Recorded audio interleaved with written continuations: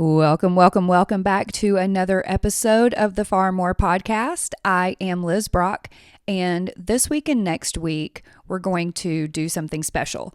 In honor of Breast Cancer Awareness Month, we are going to revisit a couple of episodes that Jason and I did together about a year ago that really just talk about my breast cancer journey, surgery, pregnancy, chemo. I did all of this stuff while I was pregnant, but yet in the midst of it all, I still believed in the goodness of God, and I trusted Him with my life and with the life of my unborn child, who is now 10 years old. Praise Jesus. But here's the thing. If you're listening to this episode, chances are really high that you have been touched by cancer in some way.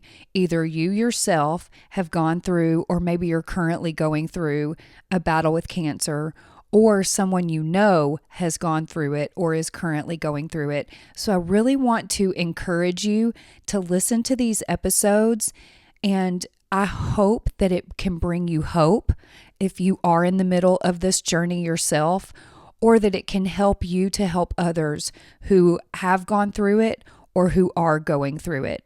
So stay tuned and listen in to Jason and I talk about my breast cancer journey.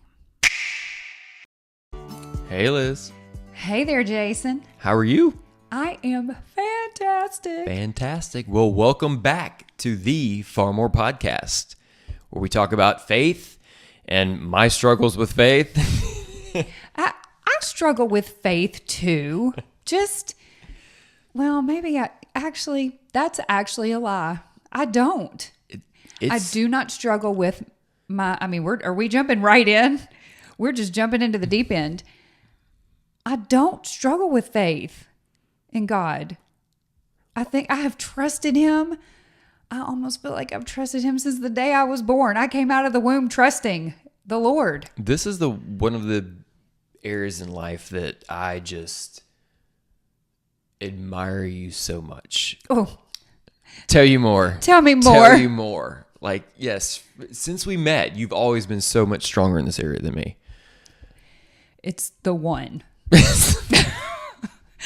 Y'all, well, let's keep it real. But if there's going to be one. If there's going to be one, faith in the Lord is a really good, that's top notch. It's a pretty good one. Yeah. So I'm along for the ride. So thanks for bringing me along for the ride. You're welcome. You're welcome. Hey, guess what? Chicken butt. You know how you usually surprise me with the topics? I do. Oh, I just got... It's my turn. Uh-oh. I just got sweaty. It's my turn. I'm going to take you back. Oh, not too far. I'm going to take you back to 2013. Oh. 2013 was a rough year. Oh, it was. It was a rough year. It was a rough year. It was a beautiful year too, but choppy waters. Choppy waters. So from my perspective, 2013, the good things that were happening, from my perspective, mm-hmm. From a career perspective, as I was working in marketing agency world, mm-hmm. we were doubling in size in terms of people and clients and all that. Then you and I had some abrupt moments as a family. We did. That first one was a doozy. I'm wondering which one you're going to start with. We were 2 years married, not even-ish. 1.5. 1.5 years married. But according to you, you round up. So I you may as well call it 2 years. And quickly, things got real in our marriage. Yeah. We already had Brandon. We had Brandon. Brandon was what? That's right. A year old at this point. Some change. Yeah. And some change. But, hello, surprise pregnancy. And I said, hey, guess what? And what? Is that how I was sounding? I don't. In my head, that's how dudes talk. What? Okay. And I told him that I was pregnant, and he was like, oh, okay. Well, hang on. Well, Brandon came a little sooner than really me expected.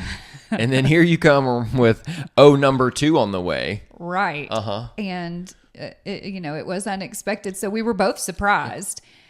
But Sadly, that pregnancy did not, I don't even know the right word. I don't want to say the wrong thing here. Didn't take. The baby was not developing. Like it just.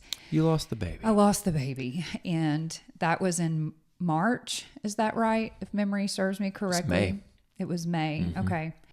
I think that's one of those things that there's no playbook for when that happens. No. And so when the first time we'd experienced that, right? And Yeah. and to watch you experience that, when it's hard as a man on the outside, I don't know what you're going through. Yeah.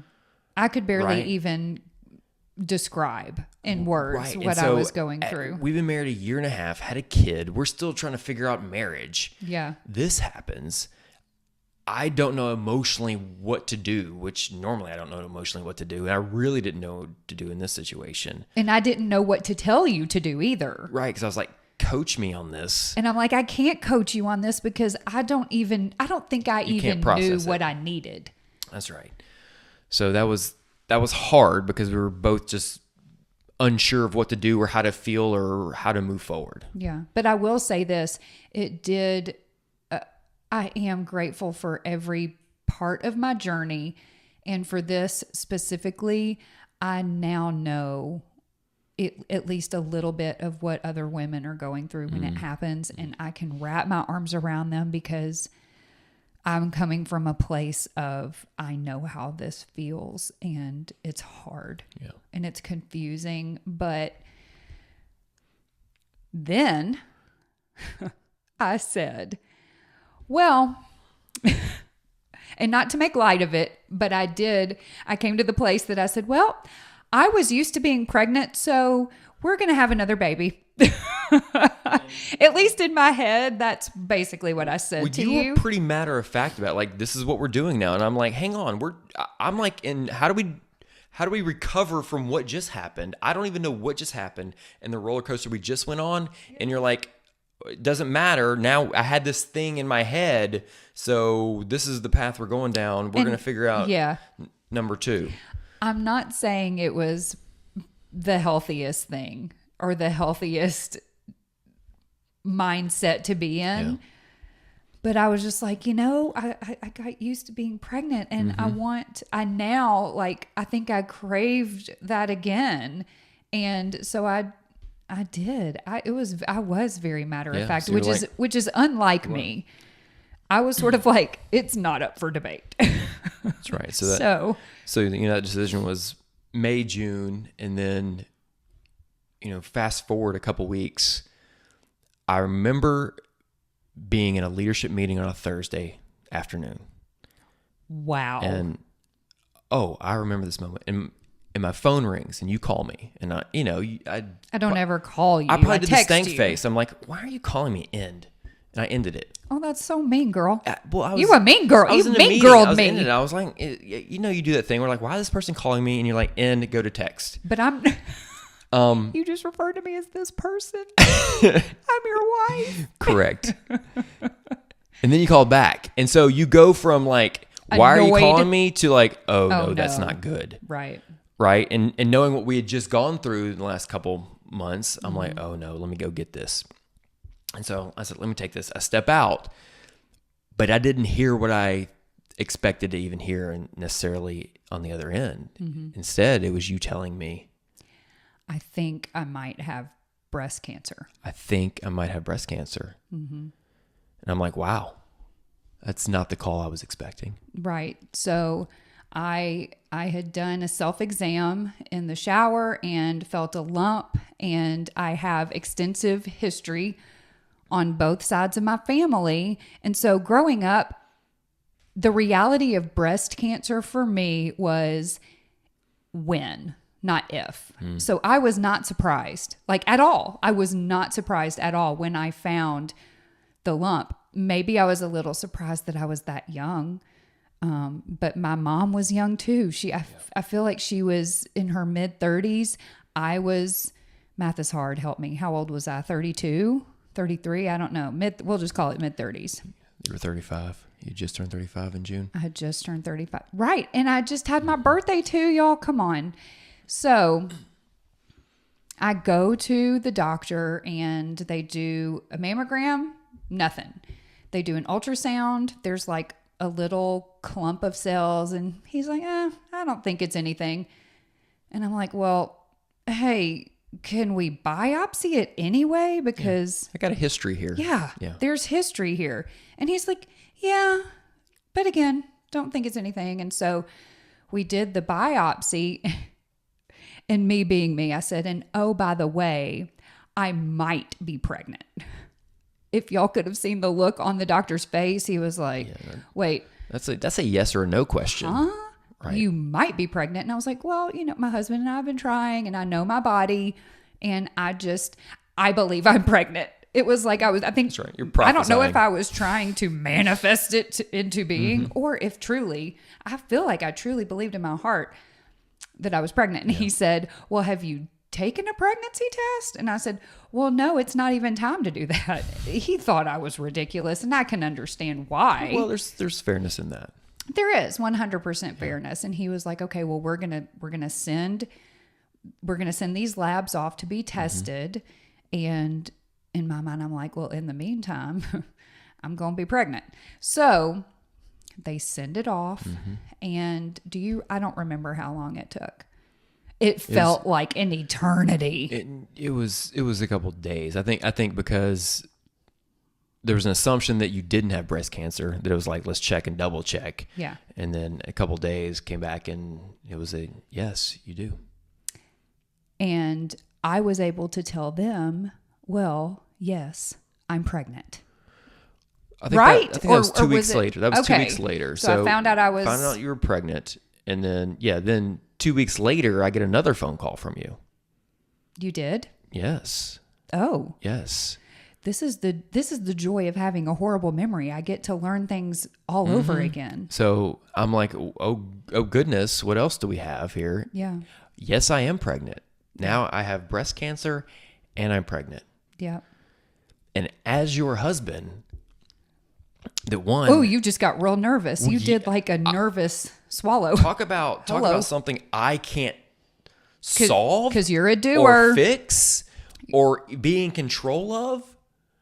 Yeah, hang on. Stop. Let me stop you right there. If this is your first time listening or watching, something that you need to know about Jason is he is a problem solver. You give him a problem, boom, he goes into action. He's a doer.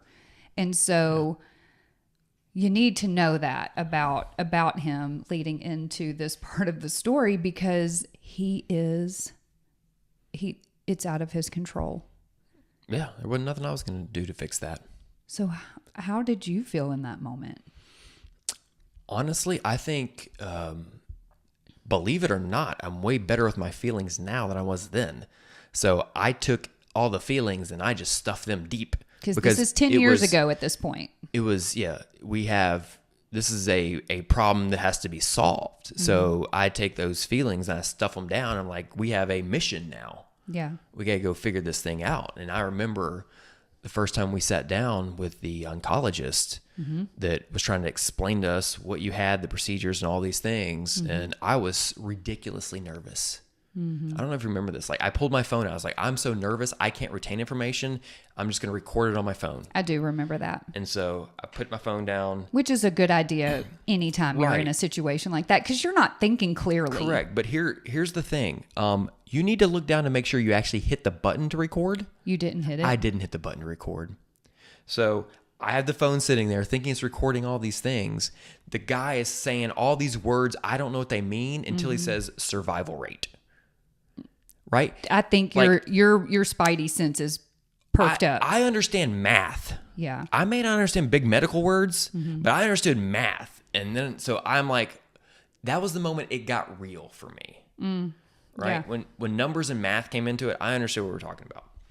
And so I remember getting in the car after that doctor's appointment, not knowing what else he said besides numbers and survival rates, go to hit my phone to try to hit replay and realize I recorded nothing. How'd that make you feel? Like a complete idiot. So I understood math. And then, of course, we go into, this is a mission. What's the process? And I do remember him saying, okay, well, first thing we're going to do is terminate the pregnancy. Y'all. Now, I Your girl was not happy with that response. I knew that didn't land well with you. I could feel the temperature in the room change. And so I knew that was not going to be an option. And I was 100% supportive of that. Mm-hmm. But I was nervous because I knew the doctor was saying, this is the process. Mm-hmm. And you're going, don't care about the process. Well, he just said it like it was so natural. Because that was the natural next step. And yeah, I'm emotional. I know.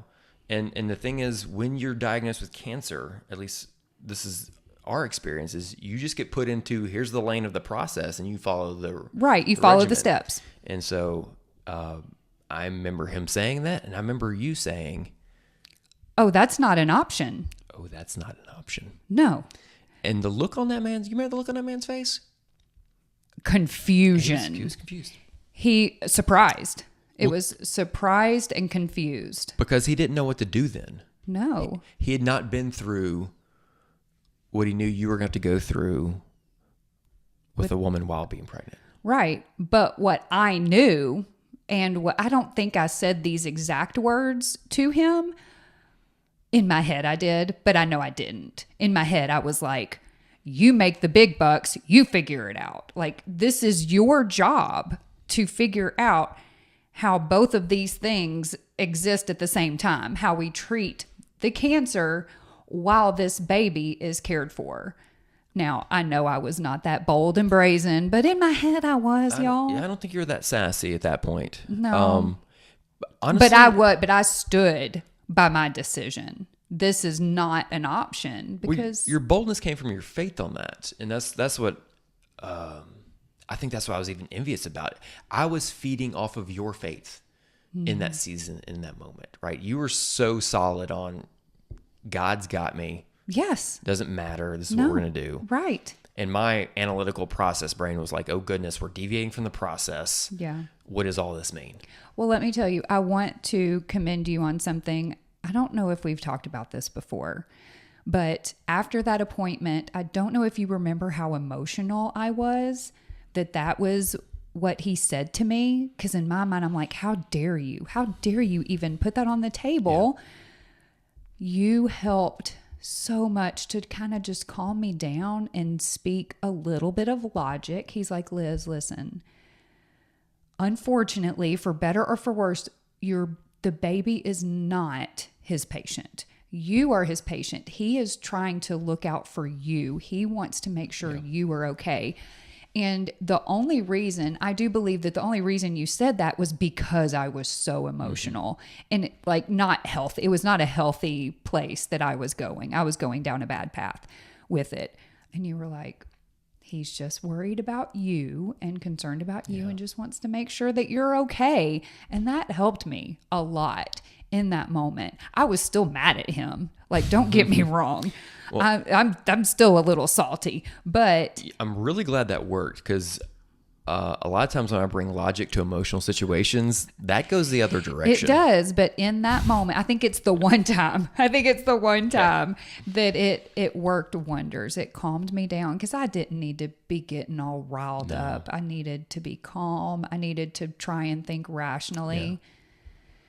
But I remember that's a lot, y'all. It was a lot, but it's like, okay, here's a new challenge. And to his credit, he put together this panel of amazing doctors. They were consulting on your specific case for all these different panels they were having. So your conversation, it was like a meeting of the brilliant minds. But what was hard for me is, hey, so now we can't just do something immediately. Oh, I know where you're going. We gotta what?